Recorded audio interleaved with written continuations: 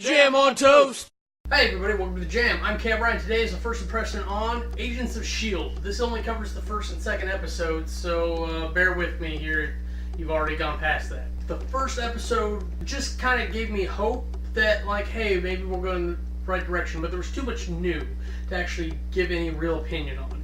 It's a new cast. We saw some familiar faces to help ease us into these strangers, and all else we have from it is the comic books. What we know of S.H.I.E.L.D. as an international agency, not an American government agency. I don't know if they've actually explained that properly yet. So there's kind of my first issue with everything thus far.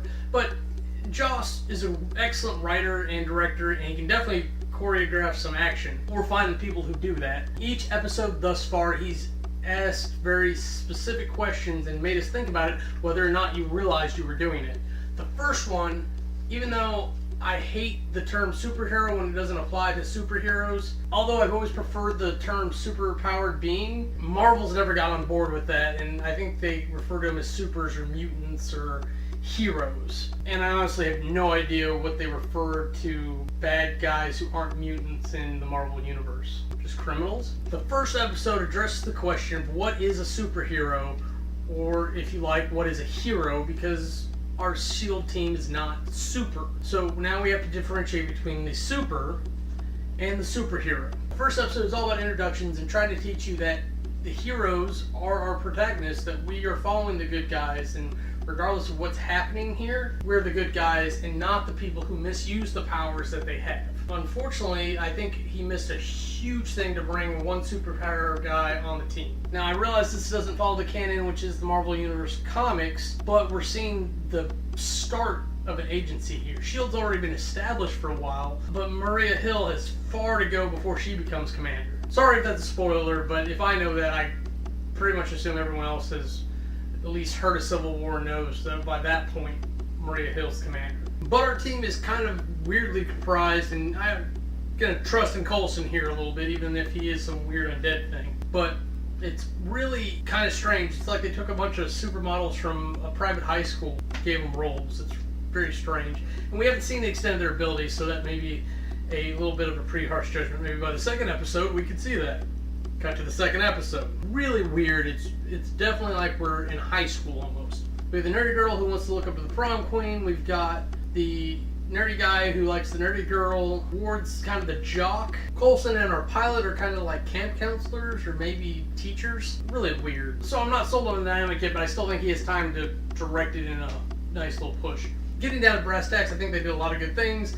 I think building on what the Tesseract is or whatnot still is a good idea, even if it brings up questions like, if there was a Tesseract item here thousands, if not millions of years ago, then why is the Tesseract a new thing when it shows up in the 1940s? I might be missing information there, forgive me if that's the case. But there was 2 points where I definitely yelled at the screen during episode 2. When Tito Slutty Barbie showed up, I was a little pissed about that. I'm not saying that a woman shouldn't have that position.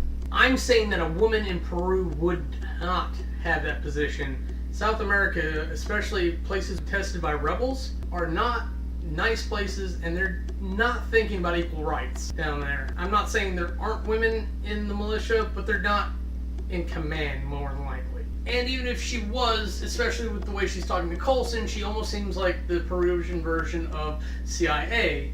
And then in which case, she wouldn't be leading soldiers like that. She would be an independent operative, more than likely in a city setting, unless she was doing some very specific spying. So that whole thing's just weird. They could have just put a guy there that played the part and it would have worked out.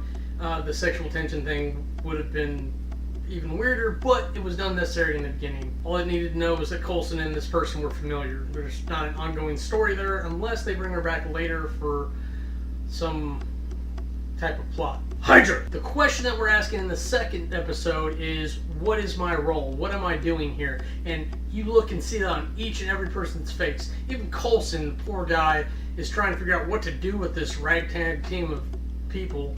And he's constantly looking to his veteran who doesn't want to be in the action for kind of a shoulder to cry on. He's certainly not getting it from Ward, and it'd be completely inappropriate from anyone else. But we kind of see everyone fall into their role except for Skye, who leads me to my next yelling point. There's a conversation they have in the back of the bus. So at one point he goes, she could be a good asset. And then immediately the lady goes, if she's going to be a field agent. They're two completely different things. Coulson brought her in as consultant, which means she consults on the situation, and the way he described it to her was as a PR thing. And we all know S.H.I.E.L.D's a bunch of liars, so what she's actually there for is to keep her away from causing trouble, which would make her an asset, which she doesn't need to be there in the field where all the bullets are flying. She has way too much training in too short amount of time to be a field agent, and the scientists shouldn't be field agents. In safe, secure areas, that's where they come in and do their little analytical stuff. Tactical team sweeps in first, secures the site, does any communication with the local government through Coulson more than likely, or S.H.I.E.L.D. headquarters, and then they come in. No. So it's all foobar. Ugh. None of this is irreparable. It'll be fine. And of course, when we really are looking at everyone who's found their roles, and Skye's still kind of the fifth wheel, she's talking on her cell phone to the Rising Tide, who at this point everyone should realize is an arm of Hydra. I can't imagine it being anything else. It just doesn't make any sense, especially since they introduced this Tesseract type item and mentioned Hydra specifically. I'm going to call that foreshadowing. I'm calling it right now. Hydra's going to be a big ongoing thing where it's S.H.I.E.L.D. versus Hydra. I think we're going to end up with something like Control versus Chaos, which is very strange, and I can only hope that Joss keeps putting his own spin on it. This could either be such a great thing, or it could be just something that gets away from him and he gets overridden in notes because the network wants something. Okay, that's it for me. I'm Cameron. Have a nice day.